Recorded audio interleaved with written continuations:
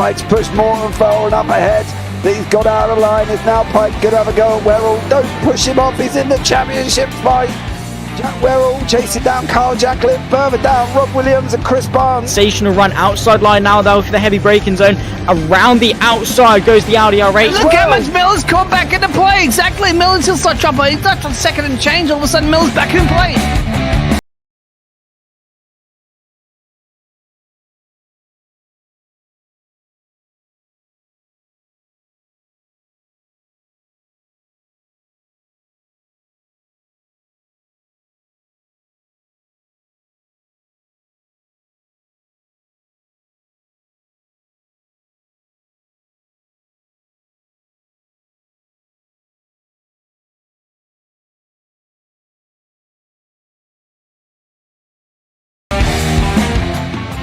Moving on to the back end of Phil Jocelyn. So there's been a lot of movers and shakers in this first 2 laps here for race. Absolutely serious racing league. Everybody's allowed to have fun. Yeah, and it's all about the entertainment. So I hope everybody is enjoying themselves out there in the chat. We know that Ron is been enjoying himself watching the Burger King machines off into the grass a little bit there as they're really bunching up now.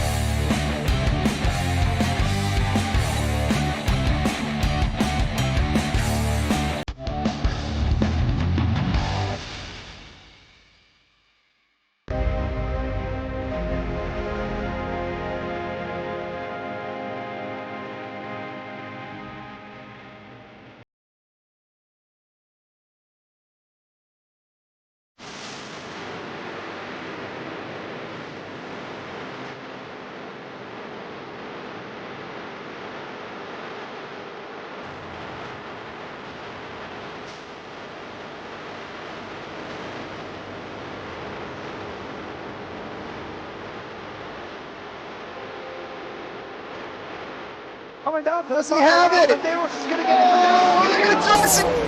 get it. He's on the outside line though, going into the fastest corner on the circuit. Surely this can't work. Dominic Ligner has got a sensational run outside line now though for the heavy braking zone. Around the outside goes the Audi R8. Look how much Miller's come back into play. Exactly. Miller's still such up. He's not on second and change. All of a sudden, Miller's back in play. Can Barry do it? Big Barry's going to do it. Big Barry!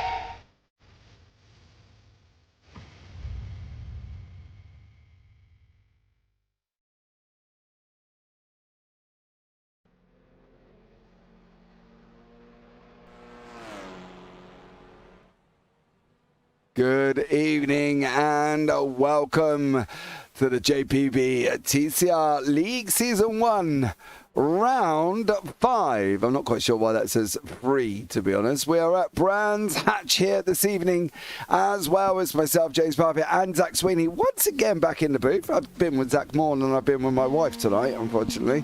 But there you go. It's a wonderful thing. Welcome in Phil, welcome in Rhea as well. Rhea is busy. She's trying to get a pay rise at the moment. So she did say she will be in and out. We're at the full Grand Prix circuit, 3.89 kilometres. Set in Kent, of course, here as well. Let's bring you up the current scores on the doors.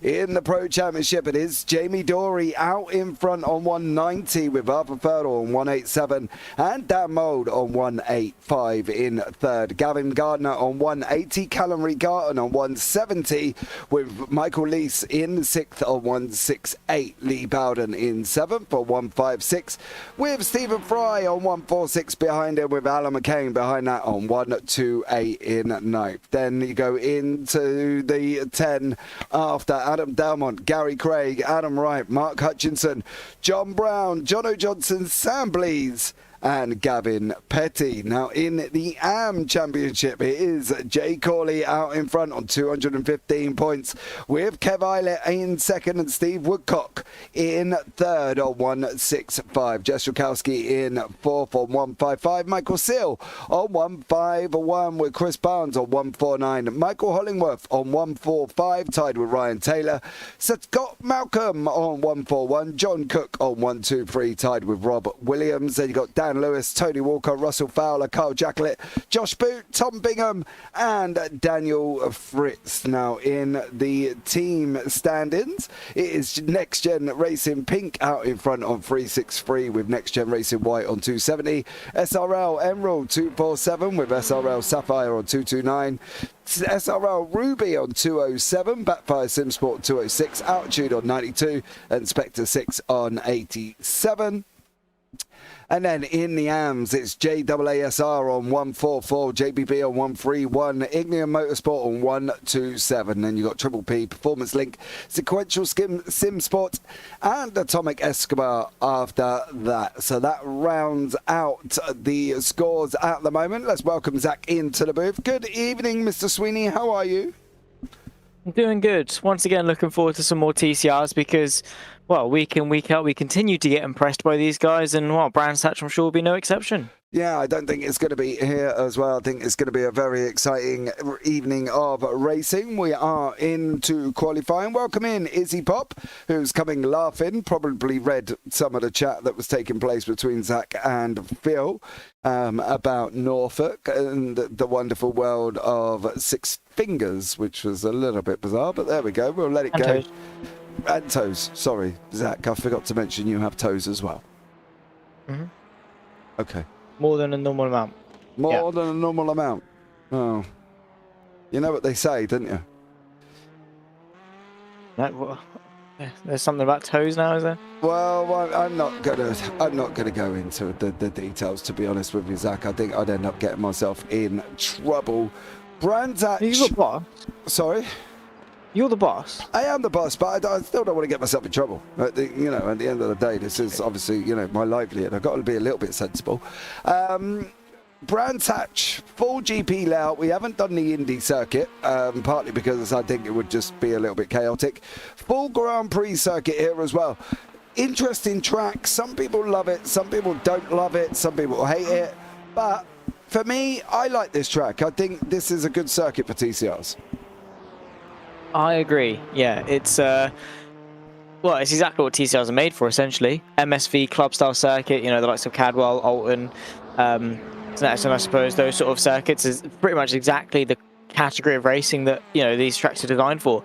TCR is a lot of fun. Brands Hatch a lot of fun. A little bit of undulation, not a ton. You've got Paddock Hill Bend, and they rise up in towards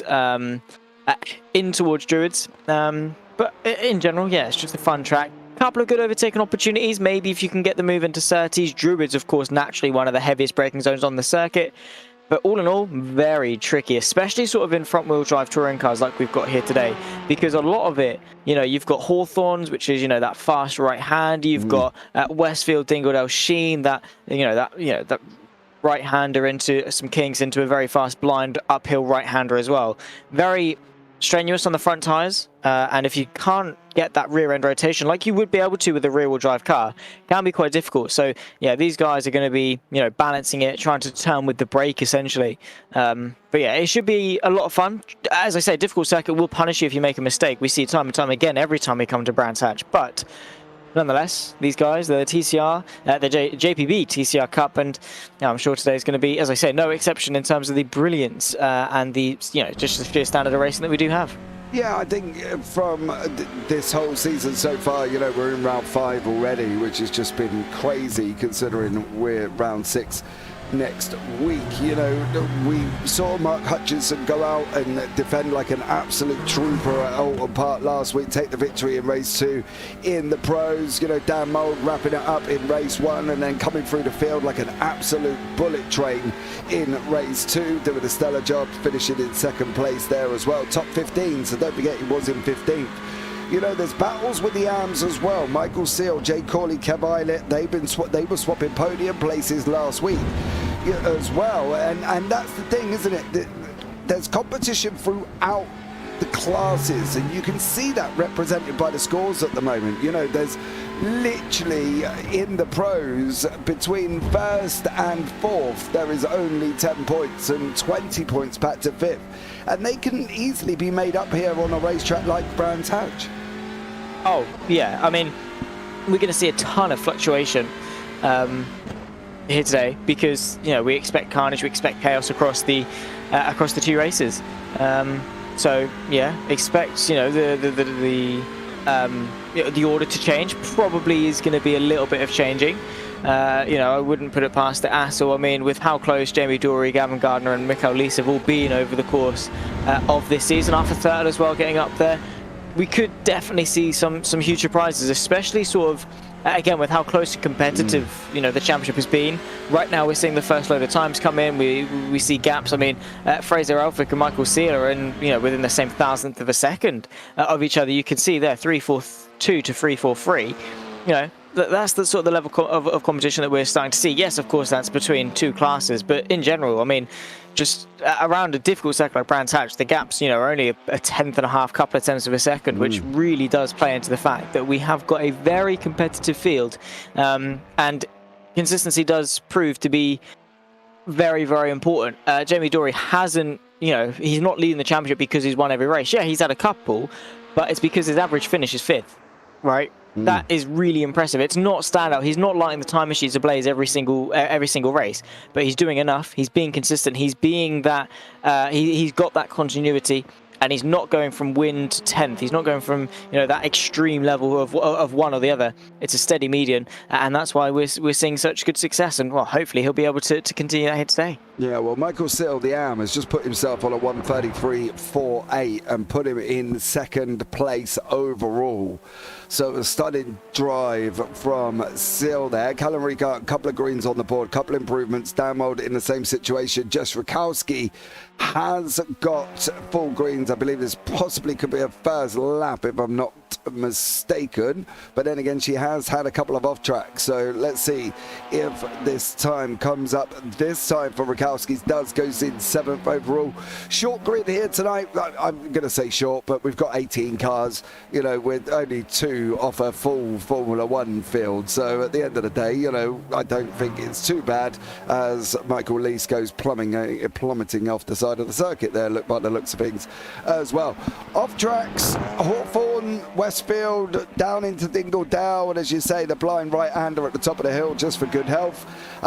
They're probably going to be the main sources of the off tracks here this evening. I think the run out of turn 1 could possibly cause a problem, but depends on how slow and they're able to get the car locked in as well.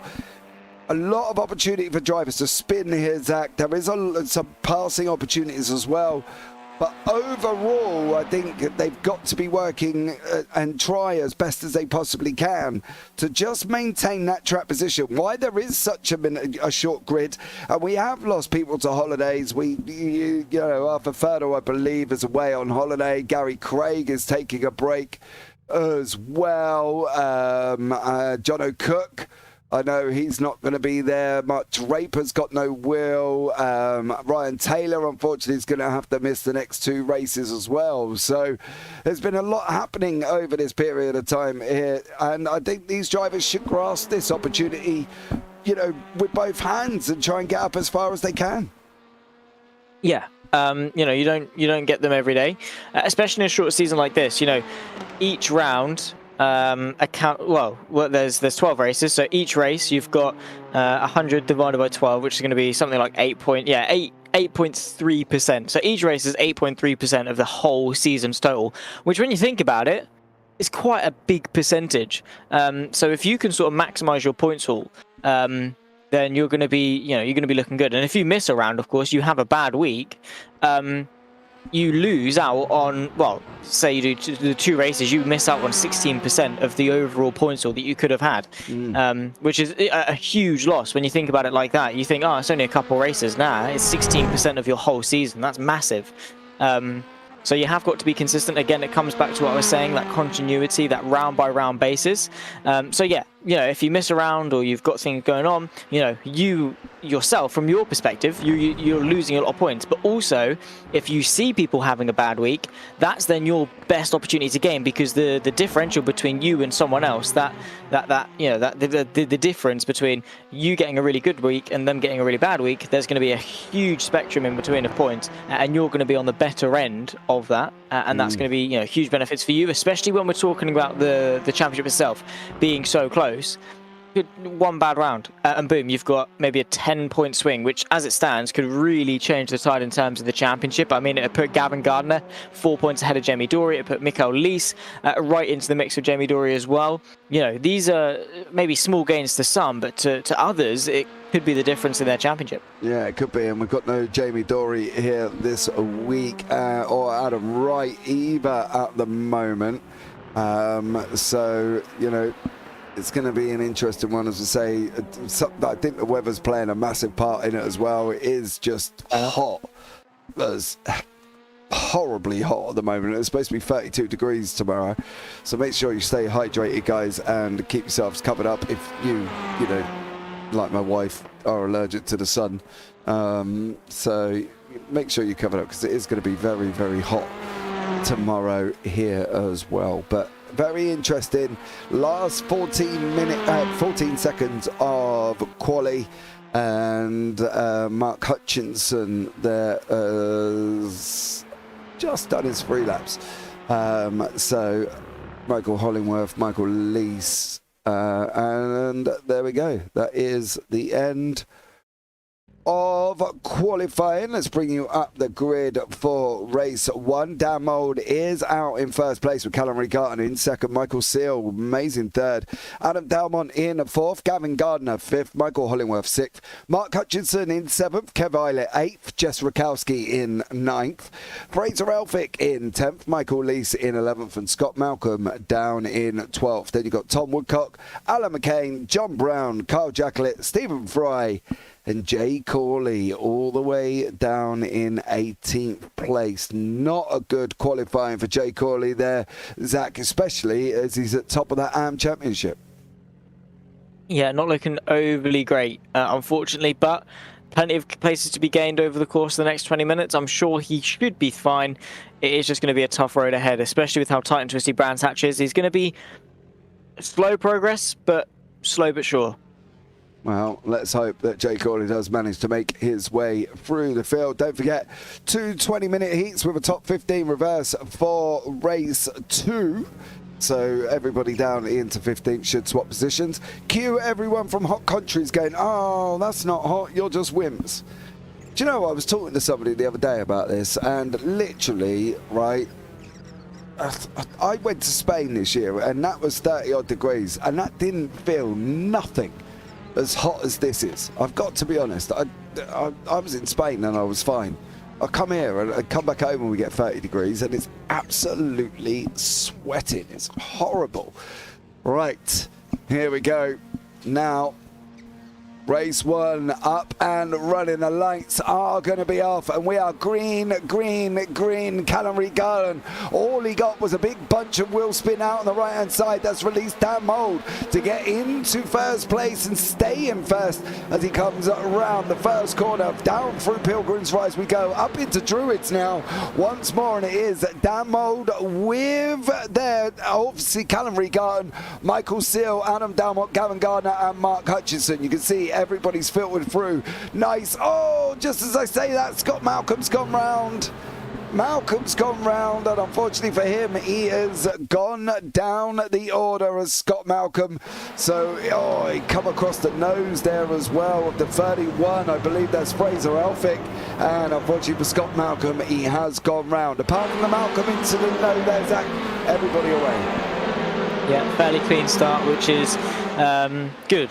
Here at Brands Hatch, obviously can get very chaotic very quickly. A couple of times in previous championships where you've gone 2 or 3 wide into Druids and it's not worked at all. A couple of people trying to go side by side going through Hawthorns, but thinking better of it. A couple of close fights, especially towards the background as Stephen Fry moves his way ahead of Carl Jacklett as well. You can see him on the timing tower. Dan Mould though trying to get a good hold on this race. There we go. Jay Corley trying to move his way forward bit by bit, getting himself involved with the 2 in front of him. He gets himself ahead of Jacklett and someone just able to keep it under wraps. Yeah, it definitely is, but Dan Mould out in front with Callum Regarton tucked up right behind him here as they go down the start finish straight. Down the Brabham straight they go. Regarton and and Dan Mould battling away. Who's going to be able to take this victory? Don't forget, they will end up going down into 15th place if they do win. Another battle brewing as well as John Brown further down the order. He's battling down in 12th at the moment, 7th in class here. But these front two seem to be opening up the door at the moment, and here's that they seem to be almost just leaving Michael Seal for dust. Yeah, they're building up a nice gap, over 1 second already, which, to be fair, it's Dan Mould and Callum Regarton. No offence to Michael Seal, but he is in the AM class. Adam Delmont trying to pick his way up into 3rd place as well. Very quick and successful driver is Adam Delmont in a multitude of different cars and series as well. You know, like the Clios, which again, front-wheel drive car, so definitely more tuned to his specialty, but still 1.5 seconds off this fight for the lead. Callum Regarton still trying to find a way through, or I'd say maybe actually more interested in trying to build the gap and then fighting later when he knows it's only going to be the two of them. Yeah, I think that's going to be the important thing. They've got to be looking at opening up. You can see it from the back here as well, from Callum Regarton, that blind entry into Dingledale, keeping it off the grass. Oh, CRG just nearly taking it onto the grass here, and it's got literally, we're going to see inside that Hyundai Elantra from the back end of the Veloster of Dan Mould here. And Callum Regarton is looking spicy earlier on here, Zach. He's trying to look like he's going to make the move. He's trying to pressurise Dan Mould as well, I believe. So let's see how this one pans out as they come down the Brabham straight now through Paddock Hill once more. And it is Dan Mould just leading Callum Regarton. Yeah, not much separating them at all. You can hardly see Callum Regarton when he tucks in behind Dan Mould, because they are just that close together, side by side as well. There's Gavin Gardner just to pick his way past Michael Seal. On the inside is the pink and black next gen car. However, Seal trying to go the long way round, and he's going to have the inside for turn 3 at Graham Hill Bend.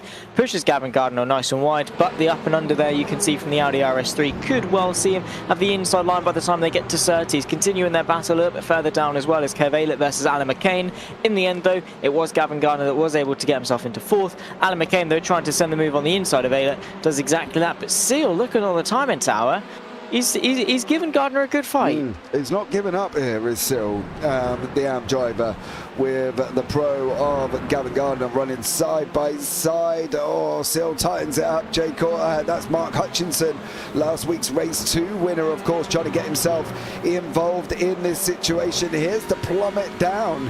Now you can see the right-hander coming up. It's going to be completely blind for Hutchinson. He does manage to clear Gardner, and now he's setting after Michael Seal, who we have seen be quick. You know, he took the win in Oulton last week as well, took 2nd place in the feature after being obviously I can't remember exactly where he was in the top 15, but he's doing a stellar job, and he's kind of I want to say punching above his weight a little bit, Michael Seal. He seems to be a lot quicker than what I think his representation is giving him credit for.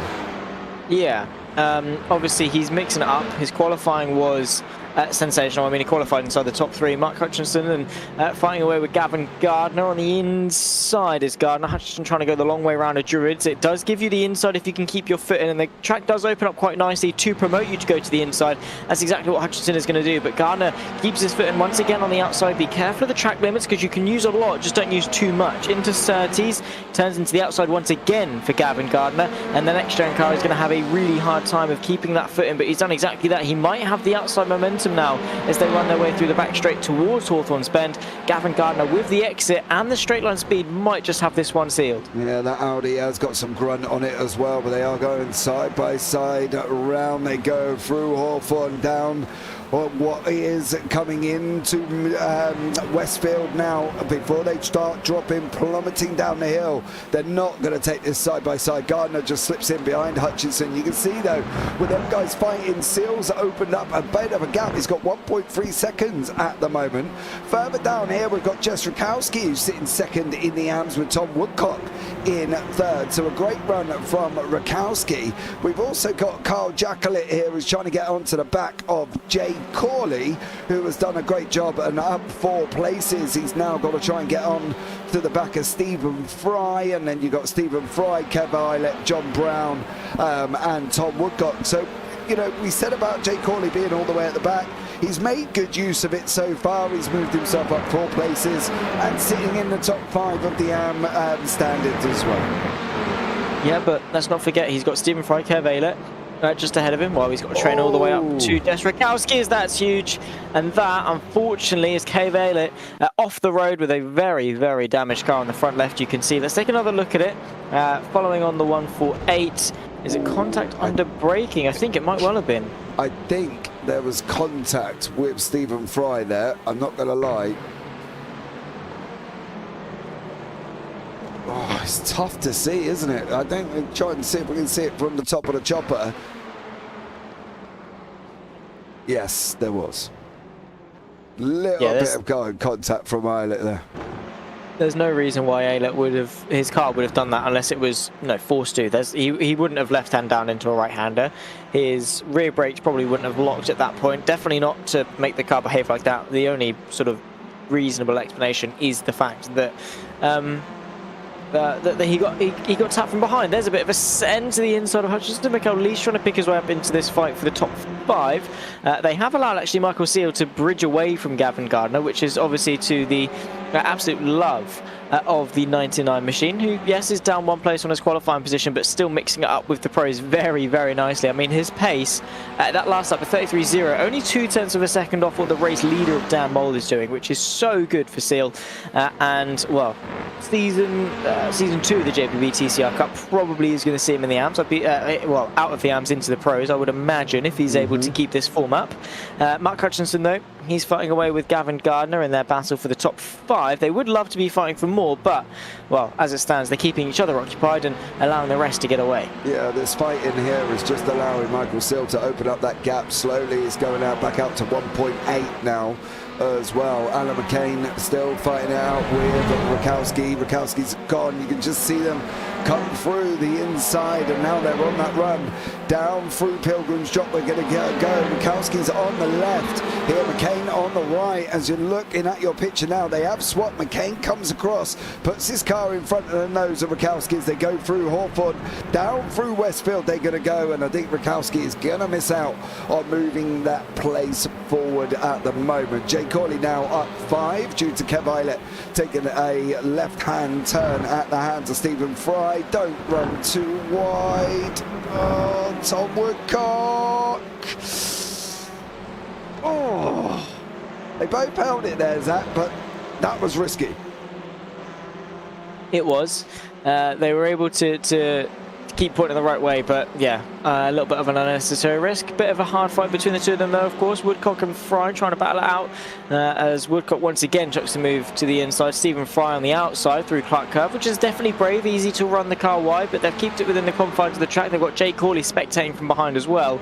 It is just about Stephen Fry that leads going into Paddock Hill Bend. Woodcock trying once more to chuck the car back to the inside. Bit of contact between the two of them as they now rise up the hill. Jay Corley may be thinking about sending it 3 wide. I think he's thinking better of it. Instead, just going to settle for the 1 move on Woodcock. Yeah, he did. He settled for the 1 move. Did Jay Corley moved himself up ahead of Tom Woodcock. You see the Y line that both from all the cars there that just seen in the picture took as they dropped down through Graham Hill. So now they're going off around Surtees, and Jay Corley is under pressure from Tom Woodcock there as well. Stephen Fry gets a little bit out of shape on the exit of Surtees and puts himself on the grass. He then put himself under pressure from Jay Corley as he's come back on now. Corley's going to try and run it 2 wide round Westfield. Can he hold on in that Honda, that silver Honda? Is he going to hold it? Oh, Jay Corley. What a slide there, Zach, and managed to hold it as well. And there's more contact.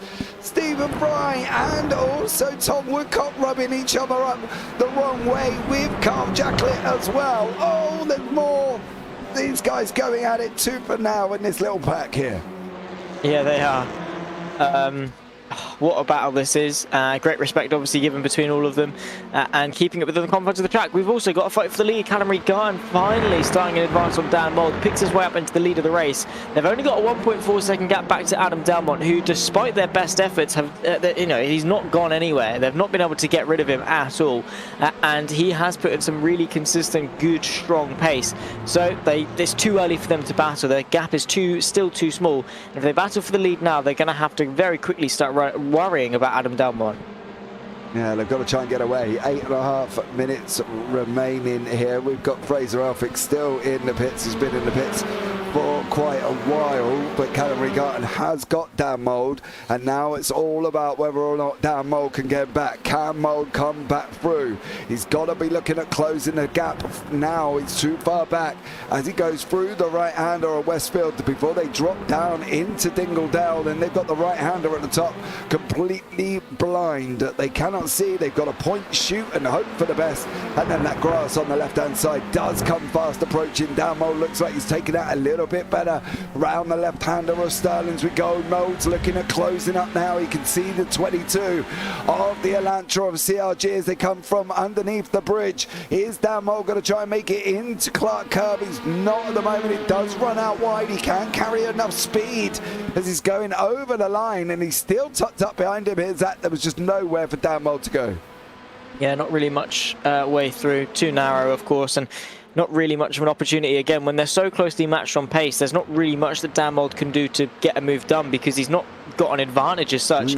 He's just waiting for a mistake from CRG, which is, you know, few and far between. He doesn't make many of them, but he's managed to get himself into the lead of the race, and now he can control it, which is exactly what CRG does. He gets into the lead of the race, he backs up the pace, he runs it at his own sort of rate and defends as much as he needs to, and just tries to prevent Dan Mould from getting past, because you know, once he's in front, he can then do that. He can then sort of seize control. Dan Mould has got everything to gain and is the one that's then on the back foot and is having to push harder to get through. Whereas Callum Regarton, yes, obviously he's feeling a little bit of pressure and, you know, looking in his mirrors and trying to defend for the lead. But fundamentally, he is the one with all the power. Yeah, because he's out in front, but you see Gardner's just cleared Seal on the timing tower there as well, and also Hutchinson is behind, so they must have stopped battling somewhere, and Gardner's just pulled away. He's gone past Michael Seal here at the moment. Tom Woodcock battling it out with Carl Jackalett, with Michael Hollingworth sitting in that pole spot in 15th at the moment. Kev Eilert and Scott Malcolm are, I believe, still running here with Fraser Elphick still in the pit. So there's still battles maintaining here as well as we're going into the last 5.5 minutes nearly, with Woodcock and Jackalett battling it out further down the field. Mark Hutchinson still under pressure from Michael Lees. It doesn't look like Lees has managed to get through, but it also doesn't look like Hutchinson's getting onto the back of Seal here any more than he was on the last few laps. You know, Seal's showing great pace here, Zach, and for Michael Seal, this has got to be a massive boost in confidence. He's an am fighting it out with the pros. He's doing it cleanly. None of them can moan. He deserves his place and where he is on the grid as well. You know, he's got to be doing everything right at the moment. Oh yeah, like, you know, he's driving within the confines of the car. He's not overly pushing. I'm sure if he was a pro in this situation, he might be pushing a little bit harder because there's more to gain. But right now, he's 1, 2, 3, 4, 5 places clear of Jess Rakowski, which is the next nearest AM. But by the way, Jess Rakowski, she's doing a really good job at second place in the AMs, controlling that quite well actually. It's not like she's there by fluke. So, you know, good job to the American, but Michael Seal himself, he's just rapid. And yes, Gavin Gardner's found a way through and that, but, you know, he's quick full stop, let alone that he's an AM, right? Yeah. It's not that, oh, he's quick for an AM. No, he's a quick driver. Right, we don't even have to give him that benefit of, oh, he's quick for an amateur. Nah, he's genuinely up there. Yep. He's genuinely quick. And have we seen him on an overall podium yet? I don't know. I wouldn't be surprised if we had. / I won't be surprised if we do.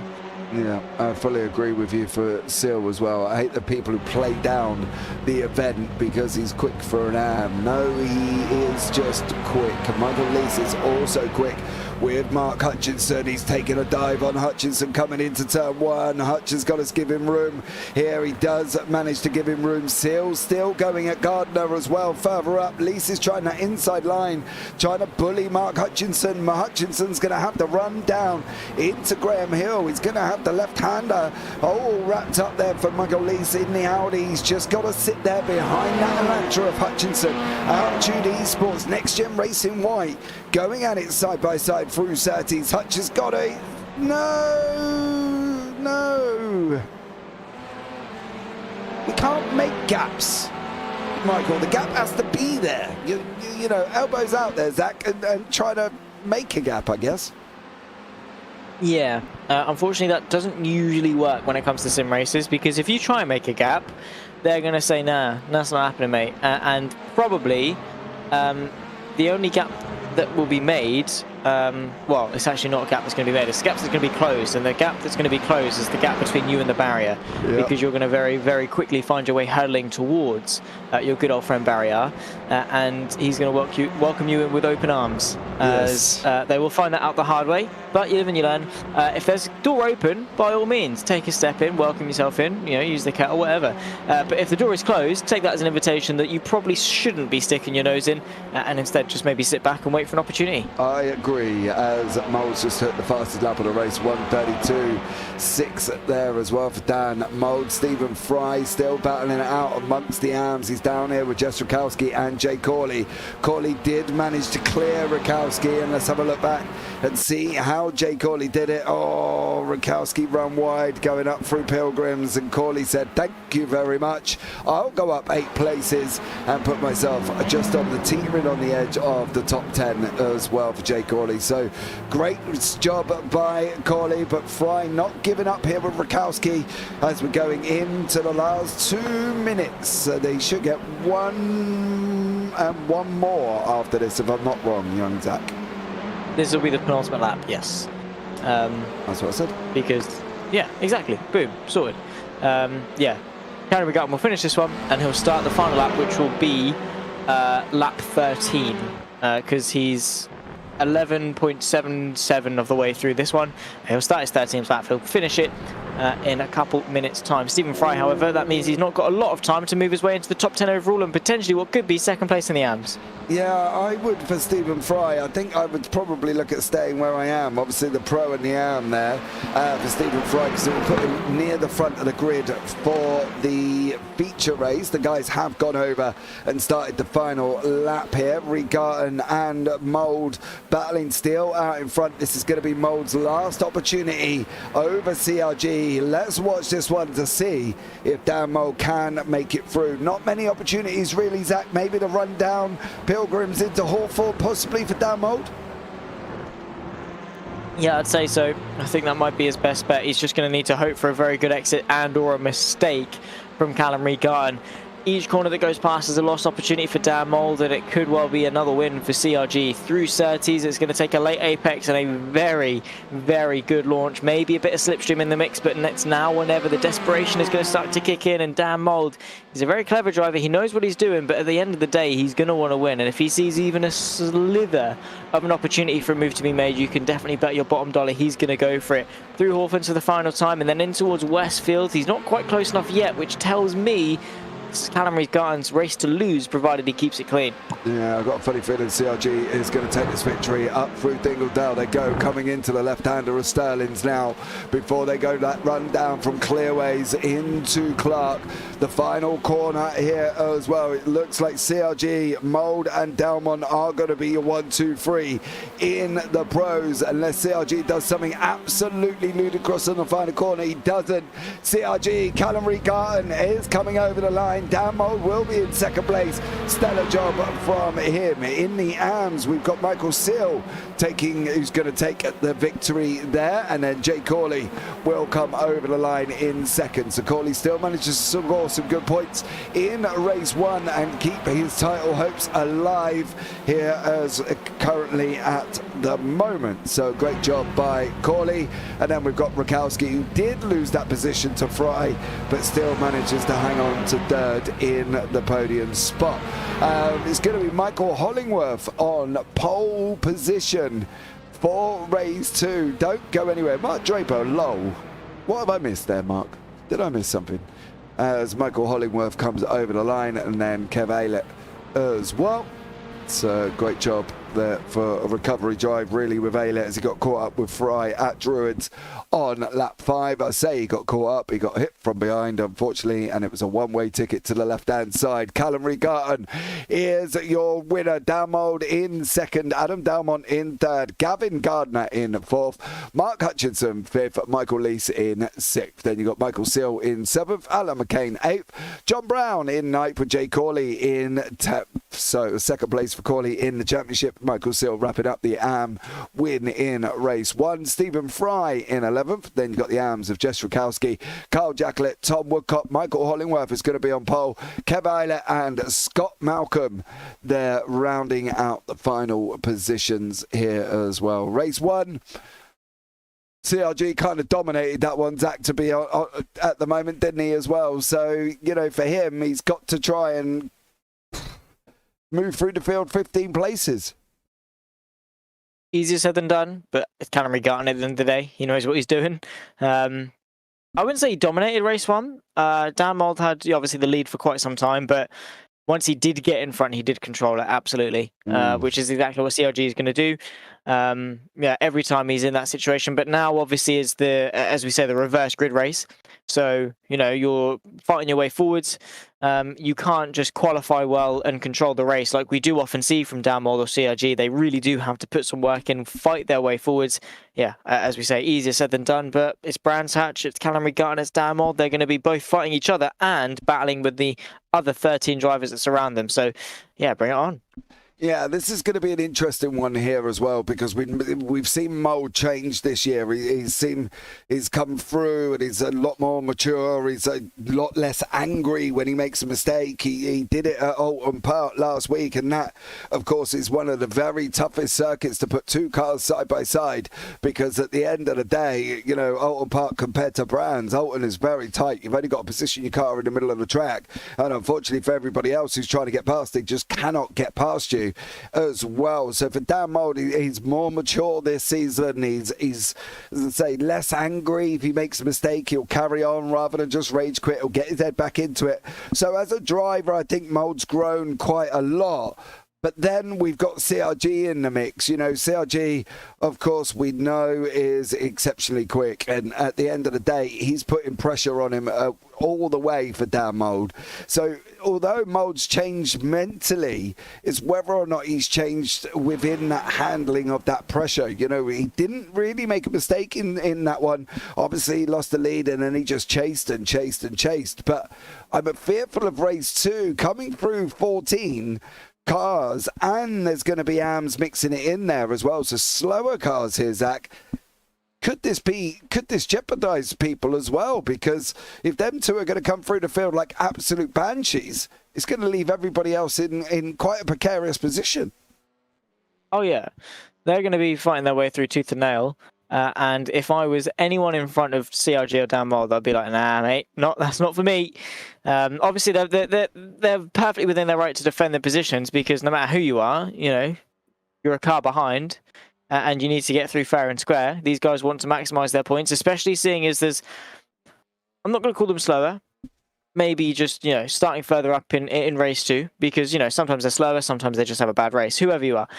This is their opportunity in the evening to score some decent points. So they can't just move over for Dan Mould and CRG just because they're Dan Mould and CRG. They still have to earn their place, and, you know, you wouldn't want it any other way. You wouldn't want people to just move over and let them through.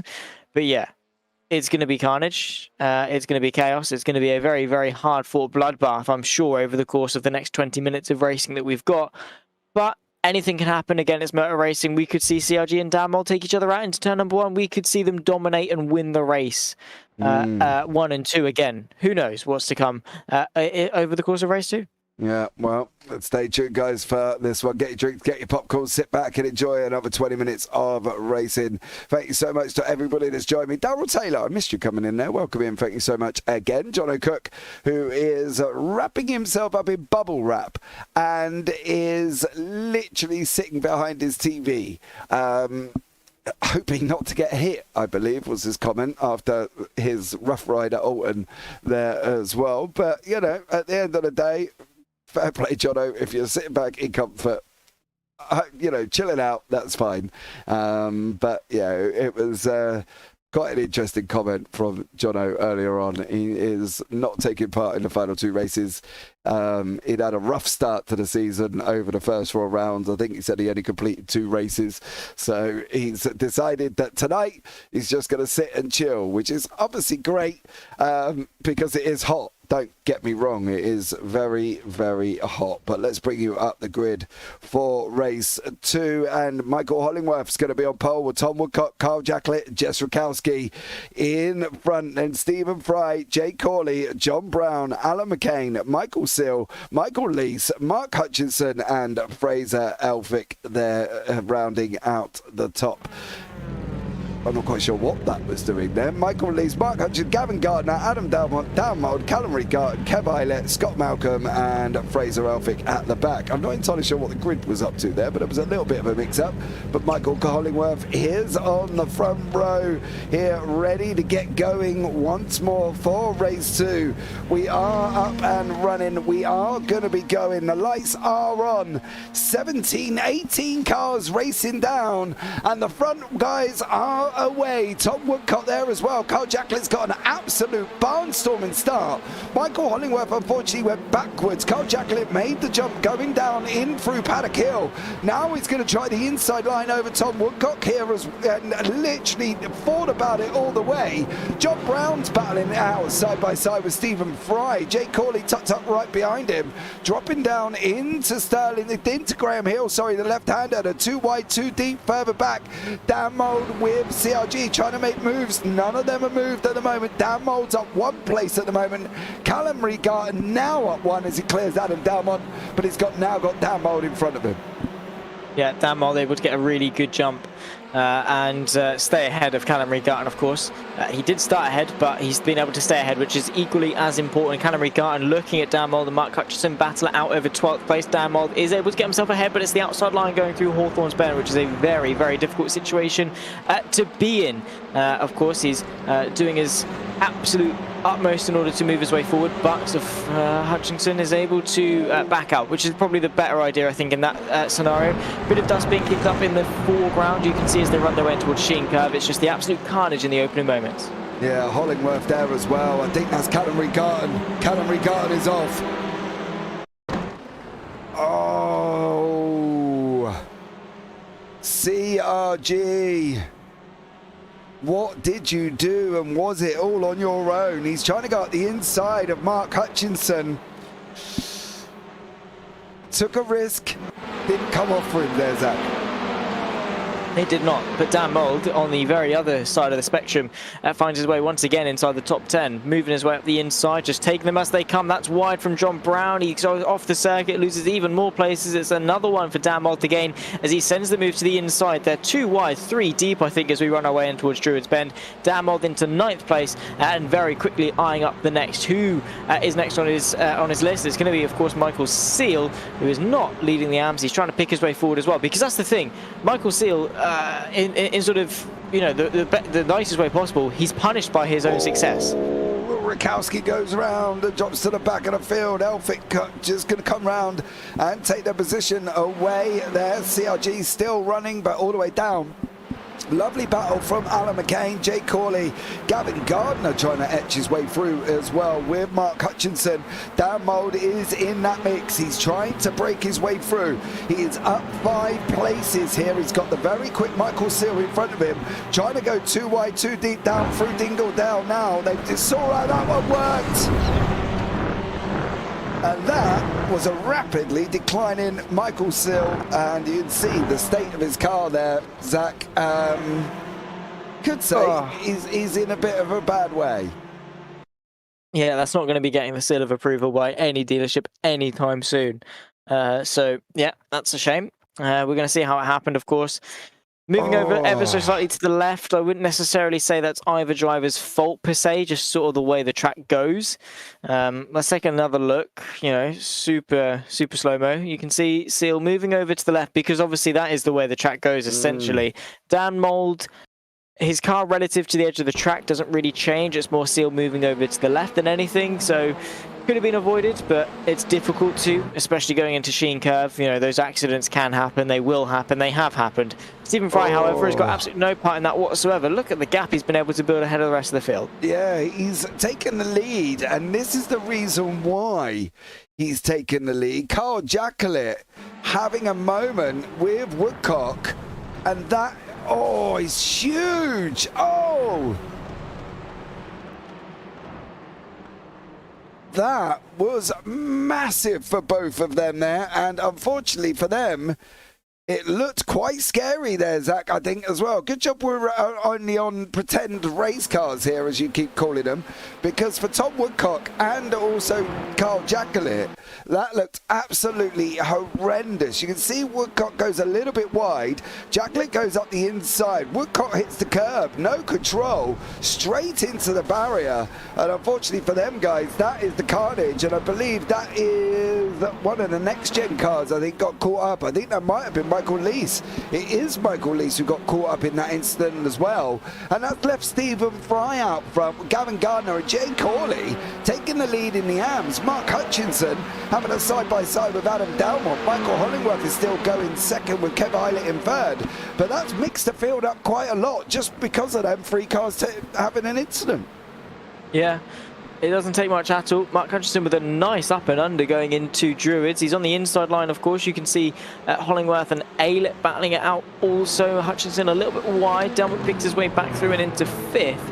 So a nice bit of a battle between the two of them has now stemmed itself into a 5-car train from Delmont all the way to John Brown.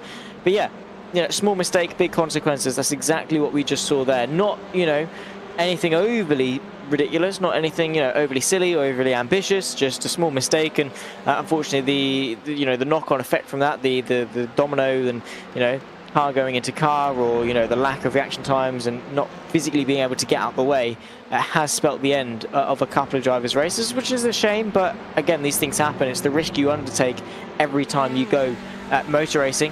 You accept that is one of the risks, as that is wide from Quali, and allows Damold to pick his way up into third place already onto the podium. Yeah, Damold sitting in the final podium spot. He has got Gavin Gardner in front of him though, mind you, so it's not going to be easy for Damold here. He's going to have to try and go at it. He's going to have to try and pick off Gardner bit by bit. You can see Fry making his way down the straight, coming into Paddock Hill now as they're going to go over the right hander. You can see this is also blind.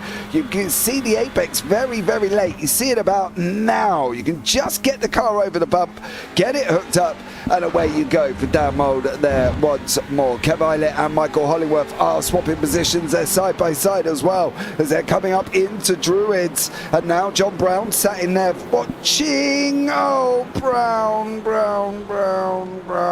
Brown, everybody on stop. Fraser Elphick comes through. Michael Hollingworth is just kind of sat there, not being able to do a lot, and goes back into the pit. CRG recovering back into 11th place. Not sure how we're going to decipher this one, and whether or not this is going to be John Brown's responsibility. I personally can't really... Did he come in there and...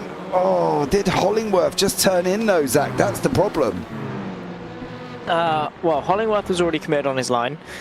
Not really much that he can do to get off of that, especially in touring cars. You know, they're not very aerodynamically capable. And it's not like they can just go, oh, car, you know, I'm going to completely change what the car's doing going into the corner. He's already committed at that point. John Brown ambitiously tried to stick his nose on the inside in the hope that he'd be given space. Unfortunately wasn't, as there we go, there's the move. CLG trying to recover as he picks his way up past John Brown and up into 10th place, so he's on some sort of a recovery drive after his incident earlier on, and inside the top 10, not too bad at all. But yeah, an unfortunate mistake, and I would put the blame more on John Brown there. Well, Callum Regarton and John Brown battling side by side. Here we go. Jono's in chat. He said he's not been hit yet as he's being wrapped up. Pete Van Gaal, welcome in. How are you? I hope you're having a fabulous Friday night. John Brown, is he going to be able to open up that steering? He ain't getting that stopped.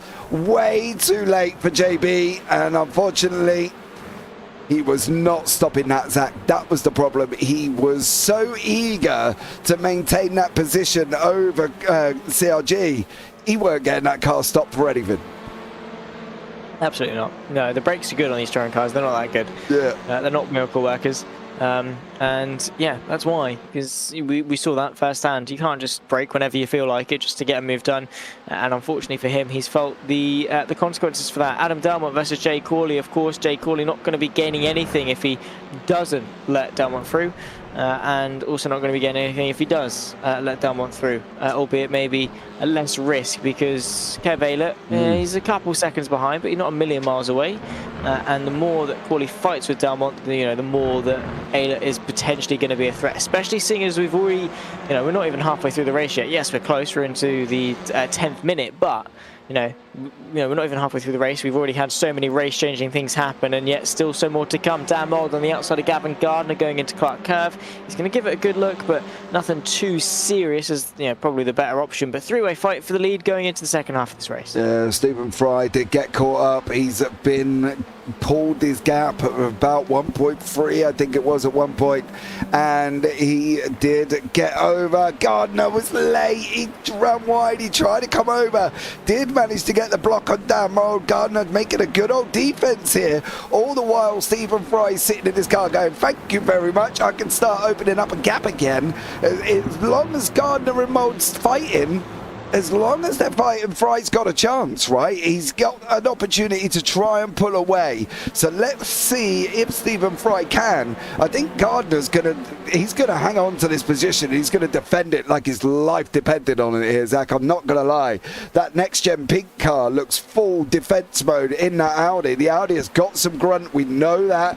The Veloster's trying to run around the outside of Mould. Gardner's gonna have the inside into Westfield. Mould sweeps around the outside, doesn't even get a chance to defend that inside line, does Gardner. Mould's through. I can't see past Dan Mould winning this race, unless something drastic happens. I would probably say that he is going to win. That's my prediction, unless Stephen Fry has got some magic stored up behind, or Gavin Gardner's got a magic bit of pace left to come, or Dan Mould makes a huge mistake. We saw it from Cameron Gutton a little bit earlier on, an unfortunate incident that saw him on the back foot. It's not impossible. Could happen, but all things considered, best case scenario, and probably what will happen is Dan Mould getting past Stephen Fry, running away with the win, and he deserves it. He's carved his way through the field. He's going to be up 12 places as it stands, up 13 if/when he finds a way through on Stephen Fry. And he's not made any mistakes. This is the moment. He's late on the brakes into Druids, and there's not really much that Stephen Fry can do about it. No, Fry's even got the opportunity to try and go up the inside into Graham Hill. He's not close enough. He's got to, if Gardner don't get past, he's going to see Dan Mould whisk off into the not so distant future here as well. Fry went hard on the defensive over Gardner there. Some might say a little bit too hard. Two Elantras together, next gen racing pink, and also SRL Ruby. Is Gavin Gardner going to get held up here, and we're just going to see Dan Mould pull away? Because to be honest with you, it looks like Fry's on a bit of a defensive job. He's trying hard and trying to literally hold Gardner back. Some might say he's trying harder than he was trying to hold Mould back, because as we know, don't leave the door open on the inside, you're just going to get robbed, and that's the crazy thing. But now for Fry, he seems a little bit more defensive. The problem is Delmont has now cleared Corley and is showing pace as well here, Zach, with 7.5 minutes remaining. These Moulds could be gone. He could be gone by 2.5 at least seconds by the end of this race, and Fry and Gardner could be in a battle of Delmont for that final podium positions. Yeah, I wouldn't be too surprised. He's close. You can visually see the gap is close. Yes, it's over a second, but look at that. There's barely nothing between them at all. Stephen Fry and Gavin Gardner as well. They'll fight. They'll close him back in. Dan Mould will run away with it. I would agree. It's a fight for second at this point. You can see Gavin Gardner got the up and under. He's going to be late on the brakes, but it's covered off from Stephen Fry, who allowed Dan Mould through without too much of a fight. I don't think Gavin Gardner's going to get the same luxury. Yeah, I know they're in the same team, the SRL team, but yeah, I don't think Gardner is going to get as much of a wave around almost as Mould got there. There's some grip on the grass, and the gravel slows you down with this new update. Very promising for less spins and cars in the wall. It might be. I'm just wondering if they've done it for all tracks, PVG, or whether or not it's just for the newer tracks with their new graphic update.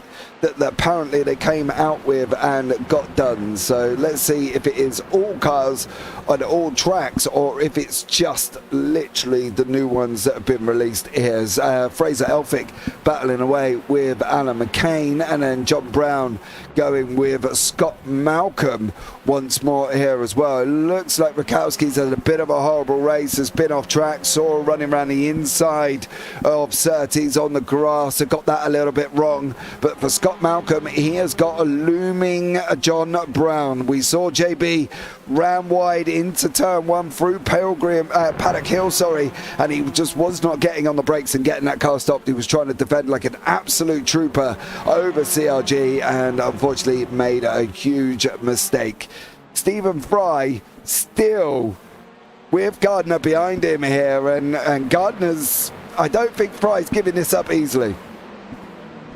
I don't think so either. No, absolutely not. Oh, Stephen Fry forced to go defensive once again. Gardner going to the outside, but now we've got Adam Dalmont in the mix. Jay Corley not a million miles away either. There's a send once again from Gardner going into Graham Hill Bend. That is an absolutely audacious move. They're now nose to tail. Second, third and fourth. Fry, Gardner, Dalmont into Surtees. Not really any changes because you've got the long Pilgrims drop to go into Hawthorns. Is there going to be an overtake? Maybe. 5 minutes left to go in this race. Maybe about 3 laps left. Not a lot of opportunities. And now it's crunch time. You've really got to be thinking about making those moves. Yeah, Gardner's got to send it on Fry here. He's got to open up that gap. He's got to get his elbows out. You see Fry leaves the door and then all of a sudden comes and closes it up. He was not like this with Mould at all. He was just more, look, there's the door opening, Druids, go for your life. But for Gardner, for Fry, he's been trying to come across in front of Gardner every single opportunity he gets. If Gardner makes the move, Fry covers him off. He did not do any of this with Mould, and now that's allowed Mould to get 2.6 seconds up the road. I did say 2.5. He has made a mistake though. He got a little bit slidey. This is going to allow Gardner on that run down through the Brabham Straight. Now Dalmont's trying to push him along. At the same time, is Fry going to end up losing 2? He does there, and he's going to try and come back on the up through the Pilgrim's Rise into Druids. He's going to have that inside line. Oh, Gardner and Fry, nose rubbing and rear rubbing there as well.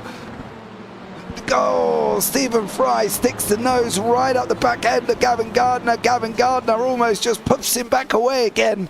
And now Stephen Fry battling away side by side with Dalmont. There's contact there as well, and they managed to keep going here once more. So great driving from these drivers here, Zakik, as well. Yeah, great respect, and well, what more could we really ask for? Oh, well, probably Dan Moult to slow down a little bit, but these guys giving us a brilliant display of racing action. Again, takes 2 to tango, and well, these guys, you know, it's on the limit, but not a millimetre over, not even, you know, a smidge over the limit, exactly where it needs to be. Fair, harsh, hard, you know, harsh racing, but these guys just absolutely loving it. And now we are into the final, well, this will be the penultimate lap for Dan Mould as he crosses the line very soon. So 2 to go, and well, a fight from second all the way down to 6th place. Jay Corley in the mix as well. Just need one of these cars to make a bit of a difference to close the gap and spark a bit of a fight. Ideally Gardner versus Dalmont, because that would then trickle down and close everyone back up again.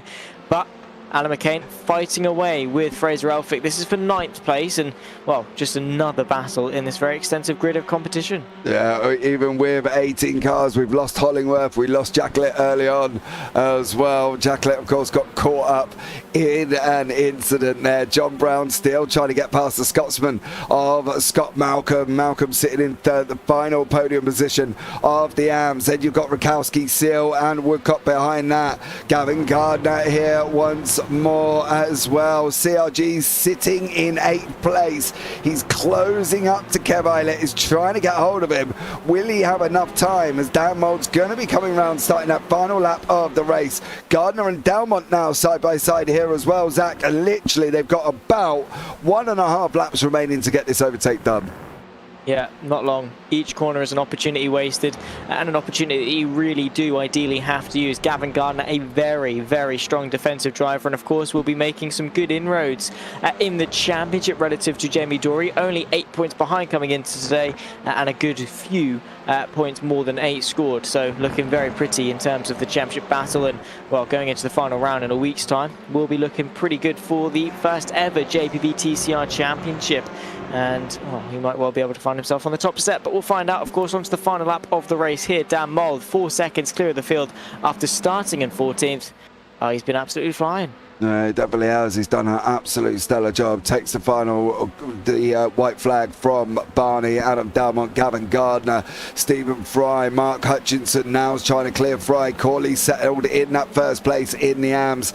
Kev Eilert in second place, being chased down by CRG. Then you've got Alan McCain, Fraser Elphick, as these guys come running towards us now. Then coming through the back end of Clark, you should see him at the top part of your picture very shortly. There is John Brown, there is Scott Malcolm as they start the final laps of the race. Michael Lees as well down in 10th place. And then we've got Jess Rakowski, he's trying to make a way through and catch up as well. Scott Malcolm and John Brown side by side.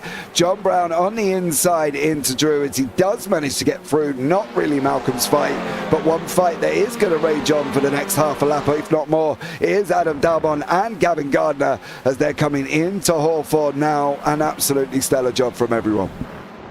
Yeah, really good. Once again, another very successful evening of racing.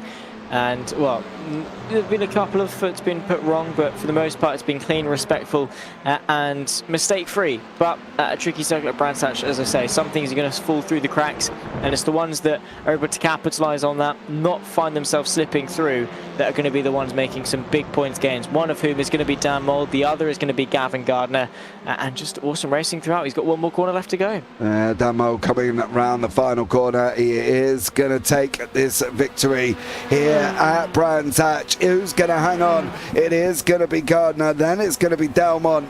Stephen Fry comes over the line as well. Jay Corley takes the win in the AMS with Kev Eilert behind him, who's being chased down by CRG. CRG did not get him at the end there. And here comes Fraser Elphick, Alan McCain, and then coming through very, very shortly, you should see John Brown. There he is there as well. So a great race here once more. Scott Malcolm does take third in the AMS, so a great job from all of the AMS there as well. Corley, Eilert and Malcolm once more taking the podium. So yeah, stellar job. Michael Sills probably not going to be best impressed after his incident right at the beginning, and then he looks like he's made a couple of more mistakes after that as well, unfortunately for Michael Sills. So it wasn't completely incident free after his one. There you go as well. So tough for Michael Sill. Tough race too, really, Zach, I think, for Sill there overall. Yeah, and not telling of his potential at all. Just an unfortunate race. Things, as I say, slip through the cracks. It's motor racing. It's a risk you take every time you take to the circuit. Michael Seal would have wanted more tonight, but he got the win in race one for the AMS, of course. And, you know, there's all the positives to take. And, well, looking forward to the final round, I'm sure, so he can, you know, redeem himself and once again prove how good he is. Michael Sill there will be coming over the line. Absolutely stellar job. And he does have one more. We've got one more round to go at Silverstone, guys, as well. But Dan Mould is your winner of race 2. Gavin Gardner second. Adam Dalmont in third. Stephen Fry in fourth. Mark Hutchinson in fifth. Then you've got Jay Corley taking the victory in the AMS with Kev Eilert in second place. Callum Regarton did manage to get up into 8th after his first lap spin. And Fraser Elphick in 9th. Alan McCain 10th. John Brown in 11th. Scott Malcolm rounds out the podium position. Michael Lees in 13th, and then we've got Jess Rakowski, Michael Sill, Tom Woodcock, and then Michael Hollingworth, of course, who did not finish this evening's race, and neither did Carl Jacklett, unfortunately, there as well. So, yeah, stellar run from all of these drivers, and we'll see if we can have a chat with Mr. Mould. Let's see if I can have a chat with Dan. Here as well, and to be honest, let's just move him. Where are you, Dan? There you are. He's coming up slowly. Right. And there we go. Dan Mould has joined us in the booth. Dan, welcome in, sir. How are you? Hot. Mate, it Very is. hot. I'm not going to lie. It is roasting. You have to have another shower. Yep. Mate, you're laughing. That's exactly on my list after this because it is just far too hot here. Look, second place in race 1, lost a position to CRG, couldn't quite get in there as well, but then you went out and redeemed yourself in race 2. Yeah, I know. He just stuck his nose down the inside on the last turn, and obviously loads of respect for Callum, so I just kept it out. Kept it out, and I was just hoping I could just keep on his backside and then get the pressure on. But man, that grass, you touch that, it's 2 or 3 tenths. Well, saying that, Callum touched it and lost no time, but when I touched it, I lost 2 or 3 tenths. But I think he made a couple of errors in the last 2 laps, and I thought I might snatch it, but I was happy with P2, to be fair. I think I may have pipped the fastest lap as well in race 1, so I was happy with the points I've got. And then, yeah, obviously the reverse grid is a lot to do with luck, isn't it? And I think I just got lucky, basically. And once I got through the middle pack of the field, I just got my head down, put my relative on, and then just tried to hot lap, catch the 2 guys at front, and then just pick them where I could. And yeah, it paid dividends. I'm happy with that. Good haul of points there. We'll see how the tables turn out after it's updated. But yeah, I'm happy. Good night. It should be a good season ending in Silverstone next week as well. Do you think you can take the championship down? Because there's not a lot of points between anybody, and Jamie Dory obviously is not here either. So do you think you could take the points? I mean, Arthur said I think he'll be back next week, and he thoroughly enjoys Silverstone and he's quit around there. So that's going to be a challenge. Callum's always a challenge. Jamie is just the master of gaining points. Somehow he's just the master of the second race. So it's going to be close. Really is.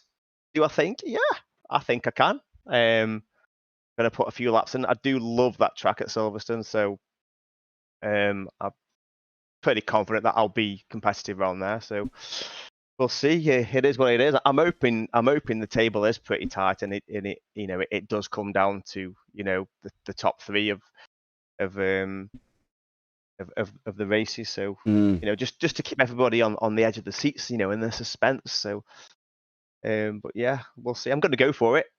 I'm going to go for it. So yeah, looking forward to it. Hopefully there as well. Dan, we do see you go for it. Anyone you want to shout out just before we let you go? Everybody again. I did a stream tonight, so the guys who jumped in my stream and watched that.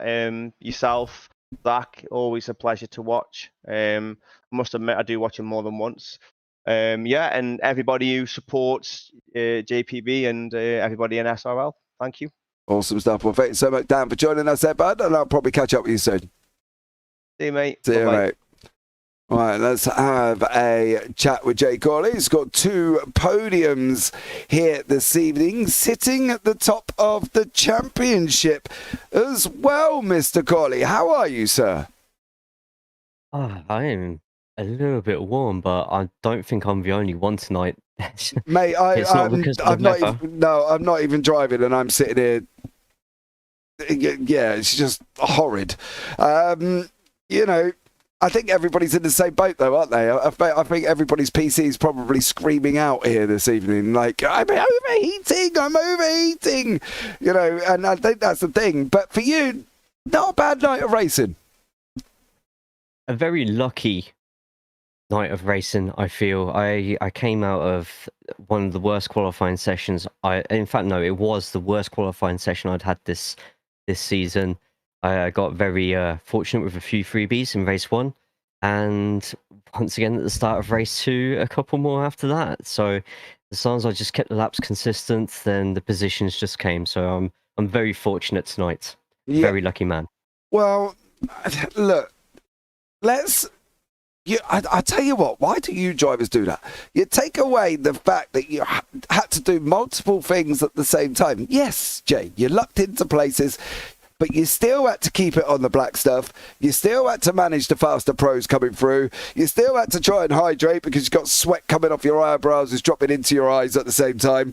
You know, you've done a great job, mate. Don't say you might have lucked into it, regardless of that. You still had to keep it on track, and you did that well in race 1 and race 2. So, you know what I mean? You got to be happy, at least. Oh yeah, absolutely. Over the moon. I came into tonight before we even started qualifying. I was aiming for the win tonight. Brands Hatch is one of my quicker circuits, and I would have been very disappointed if I wasn't in either of the top 2 places. I'd like to point out as well, currently, you are the only man in the AMS. I'm just checking my maths here because, you know, I'm hot and it could just completely go wrong. You are the only man in the AMS with 5 podiums in a row. Well, let's make it 6 next week then. Well, let's see. Let's hope you do. Jay, much appreciated for joining me there, bud. Anyone you want to shout out before I let you go? As usual, my local water company, because they've done a great job in making sure that the water stays flowing. They've kept my mouth moist, even though I'm a high performance athlete and athletes sweat. We've made it through tonight. Thanks, Anglia Water. Shout out. Woo! All right, Jay. Have a good one, mate. And I'll catch up with you soon, no doubt. You as well, guys. I'm going to jump in the lake. Nice. Take care, mate. Bye. Right, now I'm going to have a chat with Jess Rakowski here as well. Finished on the podium in race 1, going takes 4th in race 2. Jess, welcome in. How are you? I'm all right. Pretty good result. Happy with it. Yeah, you got to be, haven't you? Yeah, it's my highest result so far in this league. The first race was really fun. A lot of good battles. Had some very tense moments side by side with some pretty quick drivers. But yeah, I'm feeling good about Silverstone next week. Well, you may have taken over from Mr. Woodcock as well, because he was only 10 points in front of you. Now, you've taken a podium in race 1, and you finished ahead of him. You've also finished ahead of him in race 2. So there's a big possibility you might see yourself sitting 3rd in the standings after this week. Yeah, I was keeping my eye on that during the night. I can't lie. You know, going into it, I always check the points, see, so that way I have an idea of like who I'm really up against in the standings. So, yeah, things just fell my way, especially in the second race. I had a moment in Sheen and was able to still end up in 4th. So. Happy about the result, regardless of what had happened there. Yeah, well, I see it as a great evening of racing, Jess. So go away, be happy with yourself, be proud of yourself as well. You know what I mean? Because you've done a stellar job and you've possibly taken 3rd in the championship. And look, Jess, thank you so much for joining us. Anyone you want to shout out before I let you go? I want to shout out my team, Sequential Sim Sport.